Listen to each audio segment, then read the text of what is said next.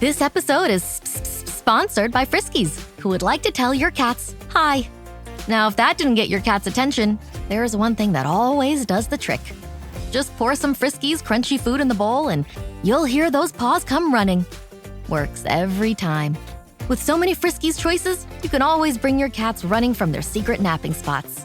There's always more to explore. See for yourself at friskies.com or visit your local store.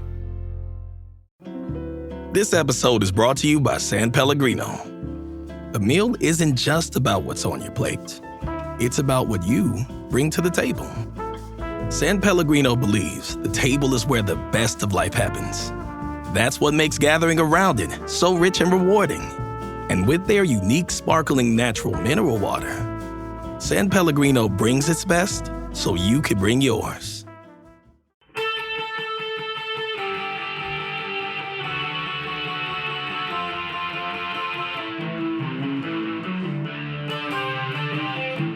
This is the Daily Blast from the New Republic, produced and presented by the DSR Network. I'm your host, Greg Sargent.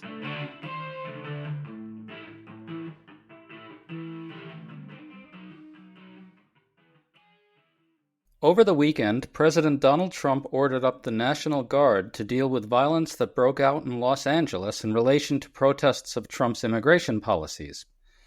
This has angered California Governor Gavin Newsom, who is now suing the administration over it. But now Trump is saying he might send the Marines into California, which makes this whole thing even worse. We think that this whole saga is best seen as a test. Trump is testing how the country will respond if he sends troops into American cities. Are we passing that test? We're trying to unravel all this today with former federal prosecutor Barbara McQuade, who's the author of the book Attack from Within: How Disinformation is Sabotaging America. Barbara, thanks for coming on. Thanks for having me, Greg. So to catch everybody up, Trump called up the National Guard without the input or assent of the governor, Gavin Newsom, who has said law enforcement was managing the situation just fine.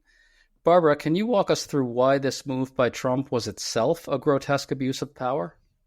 Well, if you look at the section that President Trump invokes as the authority, it is a federal statute that gives the president the authority to call in the National Guard when there is a rebellion or danger of rebellion against the authority of the U.S. government. But it specifically says that when the president does so, the order for these purposes shall be issued through the governors of the states. Now, according to Governor Newsom's lawsuit, that's not what happened. Instead, the directive went directly to the military leader. So it's a process issue, but when it comes to the law, process is everything, especially the idea that you are going to federalize the National Guard, put them in place, and not follow the proper process. It's such an aggressive use of law enforcement that the idea that you would circumvent the governor's office strikes me as an abuse of power. And Barbara, there's some question about whether there's actually a rebellion taking place on the ground in Los Angeles. It sure doesn't look like what you would normally associate with a rebellion.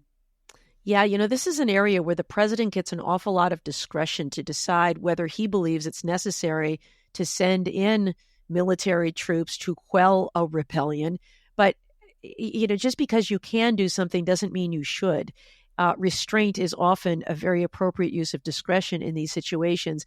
And I think one also has to ask whether sending in troops is going to calm passions in the area or whether it's going to inflame passions. And so, the law talks about rebellions and domestic unrest and things that one would imagine and would equate with violence, a situation that has spun out of control for the police to handle. And instead, what we have is something like 500 protesters, maybe some throwing of rocks.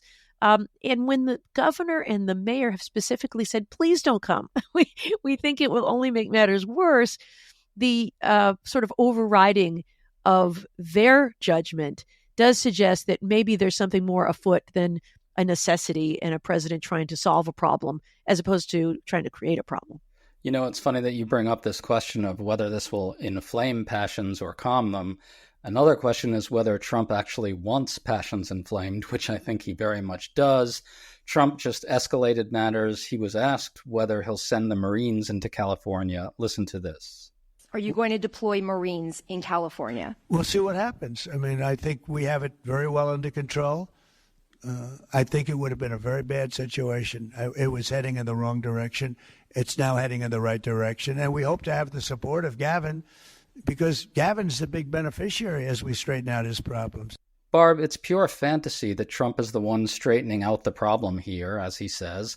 Trump cannot use the National Guard for specific domestic civilian law enforcement, and it seems like they're just mainly protecting federal buildings anyway. But what do you make of the threat to send in the Marines? As of now, Trump hasn't invoked the Insurrection Act, and so the Marines wouldn't have any legal basis for carrying out law enforcement anyway, right? What would be the point? What would he be trying to accomplish by sending in the Marines? Well, I don't know that he really plans to do it first. I think some of this is the very kind of thing I talk about in my book, which is using language to normalize certain conduct, to talk about it as if it is commonplace. As you said, a trial balloon. What's the reaction to it? Certainly there will be people who oppose this idea. Certainly in a blue state like California, no doubt there will be some outcry.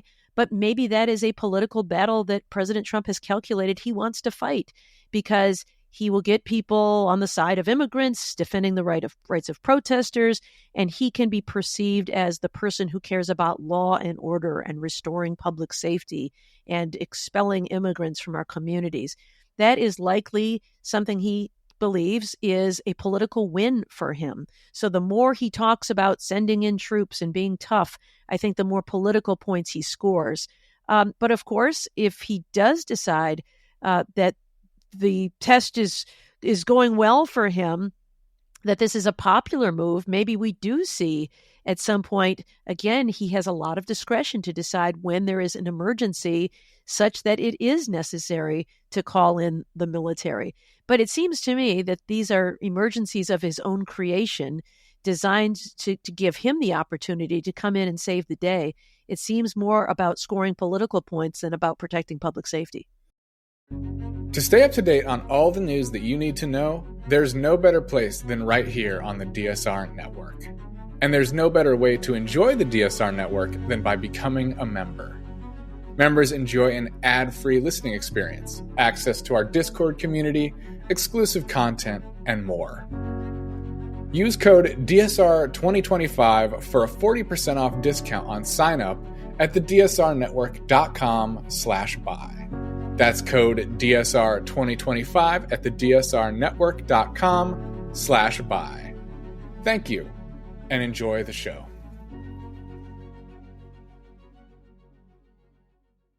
Certainly does. So the state of California is now suing the Trump administration over the decision to activate the National Guard. Trump activated the National Guard, as you mentioned earlier, by using a statute that specifies that such orders will be issued through the governors of the states, and here that appears not to have happened. Does California have a good case here? I think they do. What's interesting with this administration, because of the people that President Trump has put in place in his administration, some of whom seem to be poorly qualified for their jobs, it's hard to ever know whether they were just incompetent and missed that part of the statute, or whether they're deliberately steamrolling through legal requirements, because sometimes Donald Trump in the past has been successful in winning by losing. So even if a court says, no, you can't do it that way, I imagine he will say, a leftist radical judge who should be impeached ruled against us on a legal technicality. And, that kind of argument might appeal to his political base. And so I think sometimes these calculations are, we don't care what the law says. We care more about winning on the political scorecard. I want to pick up what we've both talked about here, which is that this is kind of a test run by Trump. The president was also asked on Monday about border czar Tom Homan's warning that he might arrest Gavin Newsom, which Newsom had responded to by daring Homan to come and arrest him. Listen to Trump here. Gavin Newsom he's daring Tom Homan to come and arrest him. Should he do it? I would do it if I were Tom. I think it's great. Of course, Gavin likes the publicity, but I think it would be a great thing. Barbara, Trump said, I would do it. I think it's great. I think it would be the right thing. That's not exactly a direct call on federal law enforcement to arrest an opposition leader, but it's pretty damn close, isn't it? Well, yes. Certainly if anybody is to violate the law, whether they're a Democrat or a Republican or even someone in a high elected office, they're not above the law. But so the important word in that sentence, I suppose, is would. He seems to be imagining a scenario where Governor Newsom has in some way violated the law. And if that's the case, then I suppose an arrest might be appropriate. But it's also a violation of the idea of improper command control. We typically defer law enforcement decisions to police officers on the ground and their chain of command and independent prosecutors. We don't have the president directing an arrest from the Oval Office especially of some other leader of a separate sovereign. So I think it's deeply disturbing that we've got a president even speculating about that possibility. I just wonder, as someone who works in the Justice Department, how do you think prosecutors and senior DOJ officials receive something like that when it's said by the President of the United States? Oh, I think they cringe because even if they were to do it now, it would seem politicized. It would seem that Governor Newsom had been called out for selective prosecution if he is to be arrested now, even if there, through some far-fetched scenario, Governor Newsom in some way actively obstructed an investigation or an arrest. It's really now almost impossible for them to do their jobs because it will look like they're simply following the directive of the president to interfere with their independent law enforcement judgment. So I think whenever you have President Trump saying these kinds of things about you ought to charge this person or you ought to arrest that person, I think any prosecutor who works in good faith has to cringe more than a little. I want to ask about the Insurrection Act one more time. As we mentioned before, Trump hasn't invoked that, so he can't really use the National Guard for things like domestic civilian law enforcement. But if he were to invoke the Insurrection Act, that would change things, right? Can you explain what that would look like, and do you expect it? It would mean that federal troops would not simply be there in this supportive role as they are now in Los Angeles. They're not able to actively participate in any arrest or police activity. They can only serve as reinforcements. Maybe they can conduct some surveillance, maybe they can do patrols, but they are not there to arrest civilians. If this were invoked, it is an exception to the Posse Comitatus Act, which prohibits the military from participating in police work, and they could do police work. They could be arresting people on the streets. They could be taking people into custody. They could be knocking down doors and grabbing people who flee inside. They could be executing search warrants and arrest warrants. And I think it's a very dangerous thing. You know, if it's there, if you need it in an extreme, dire emergency, but to use it in a case like this, where there really is very little evidence to suggest that it's necessary, I worry that, number one, we will see some kind of civilian officer interaction that they're not properly trained for. I mean, these guys, load sandbags during a hurricane. These are not people who are accustomed to executing arrests. So that lack of training, I worry, could put them in a very difficult position. My guess is even they don't want to be there. And they will have to do something they're not accustomed to doing, they're not trained to properly do, and we will see some bad incident that will cause even more unrest. I worry that it's bad for the morale of the National Guard. These are people who get called up from their civilian jobs to protect our country, and they do so in times of emergency. They go to areas of floods and hurricanes. They may even have to defend the homeland from military incursions. But I don't think they signed up to fight against in combat with their fellow citizens.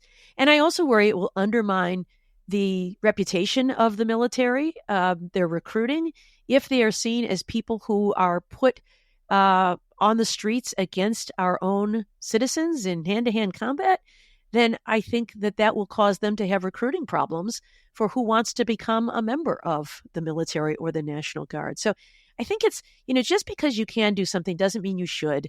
Even if it's legal doesn't mean it's wise. And so I hope it doesn't come to that. I hope that we pass this test, by having enough public outcry, just as you are leading today, to cause wiser minds to prevail. Because I think that this is a goal of this process is to curry political favor. And if instead it backfires politically, then I think that will be the end of it. That brings me to Stephen Miller's tweet to close this out. He tweeted out one word about what's going on in Los Angeles: insurrection. It's very clear that Miller and probably the other authoritarians or fascists around Trump actively want him to invoke the Insurrection Act. Do you think I'm right about that? Do you think that there's a real push inside for this? It looks to me like this is now really actively on the table from the point of view, at least some of Trump's top people. Yes. Again, I don't know how disciplined they are in this White House. You would think that in prior administrations, if somebody who were a close advisor to the president would put something out like this, it would be very strategic and there was a reason for doing it. In this administration, I don't know that they have that kind of discipline. But somebody as high a level as Stephen Miller to put something out there, I think he is suggesting that this is an insurrection. I mean, I don't know what he means by the one word, but I assume it's descriptive and that he's not cheering it on. He's not encouraging an insurrection. That he thinks this is an insurrection. And if it is an insurrection, then that means that President Trump can send in military troops and give them those law enforcement powers, and that he should do that. So it seems to me he is sort of ginning up support for that idea. And again, it's really just kind of firing up the base, the law and order immigration hawks to say, let's go, this is great. And I think that responsible law enforcement officials bring calm to chaos. They try to de-escalate. And instead, what we're seeing is an effort to inflame passions. So if this really is a test of how the country will respond if Trump sends troops into cities, are we passing this test or are we failing it? Barbara, how are we doing? Well, I think at the moment we're doing okay. I guess it's hard for me to be a barometer. I'm not a pollster. I don't know how the vast majority of Americans are responding to this, but I think the media has paid appropriate attention to it. I think there are more protesters out there now than there were before. So I don't know that they have quelled any of the protesters. And I think it'll remain to be seen. I think Governor Newsom's lawsuit is a very good and strong response.